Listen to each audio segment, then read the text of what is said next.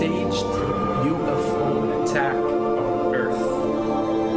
We have been preconditioned by all the media for the past couple of decades to slowly but surely start accepting the existence of aliens and UFOs.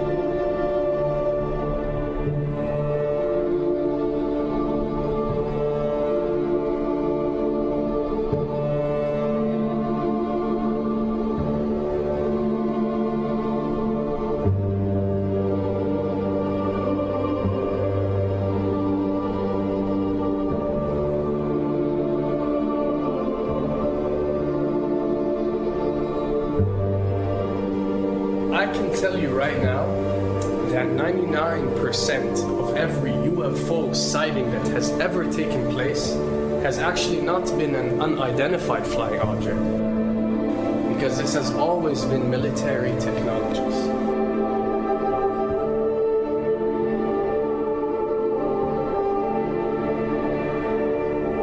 Another thing I'd like to point out is surveys and questionnaires.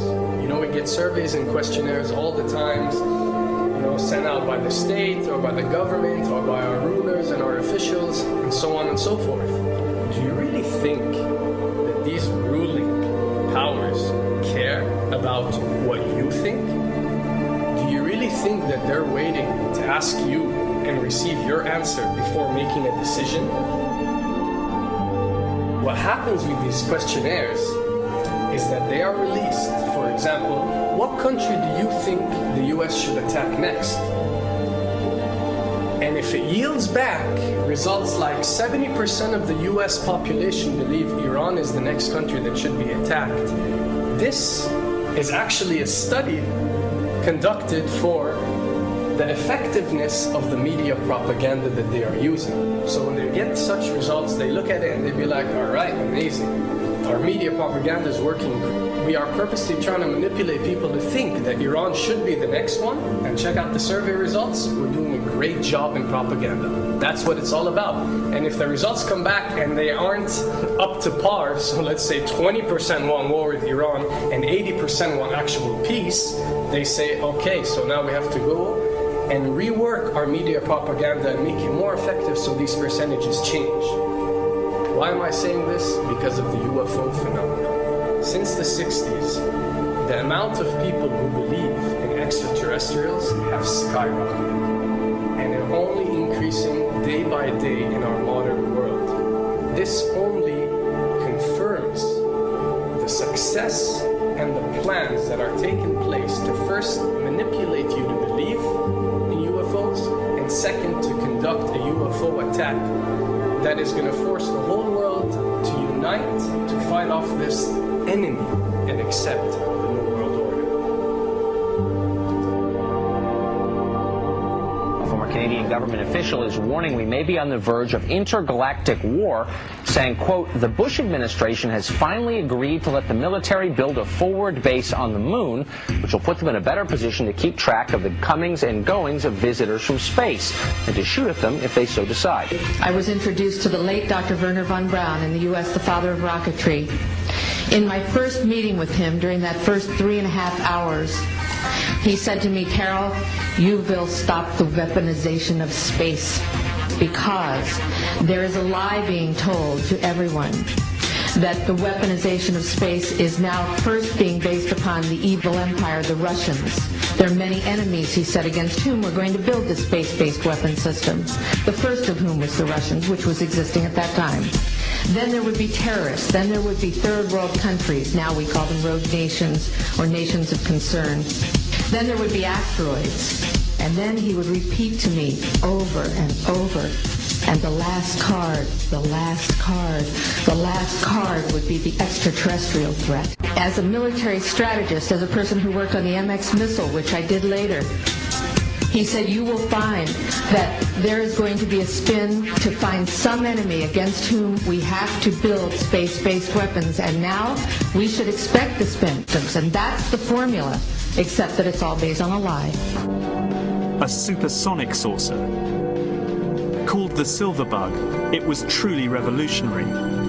The plans show in detail a multi-jet engine craft that boasted amazing maneuverability and speed. It's an intriguing thought that this concept may tie in with the work of the German scientists who brought saucer technology to the US at the close of the Second World War. What was needed were certain cover stories. What do you do when people are spotting aircraft and then telling reporters that they've seen something very unusual flying out of an airbase in Nevada?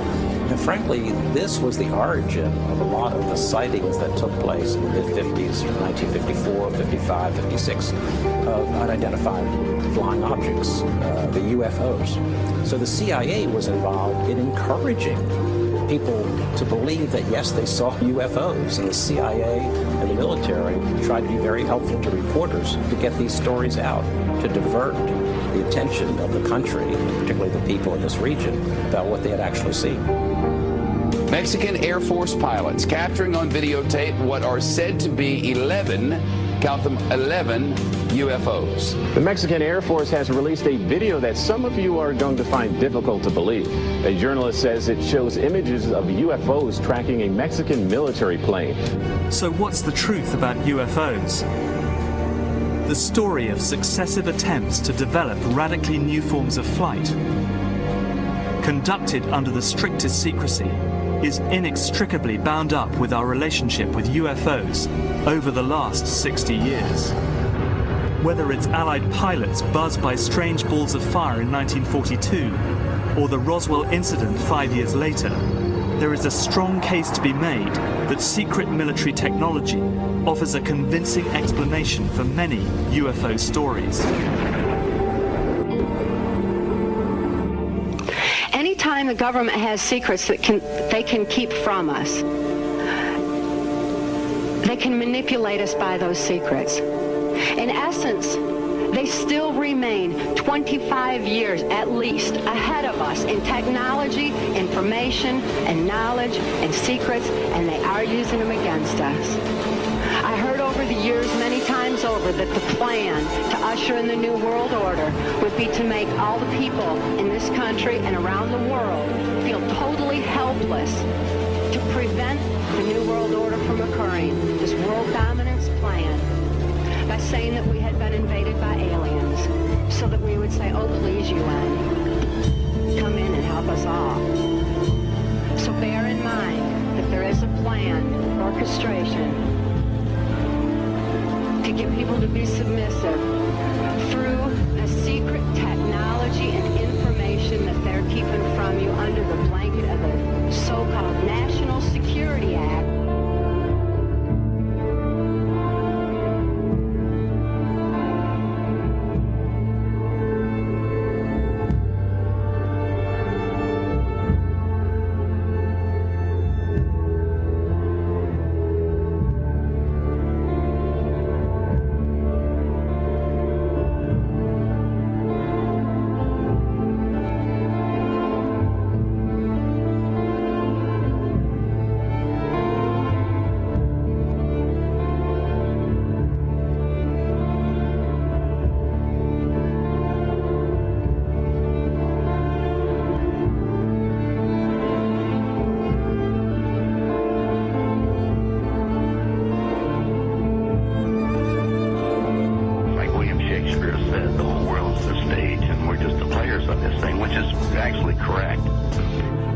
Perhaps we need some outside universal threat to make us recognize this common bound. I occasionally think how quickly our differences worldwide would vanish if we were facing an alien threat from outside this world.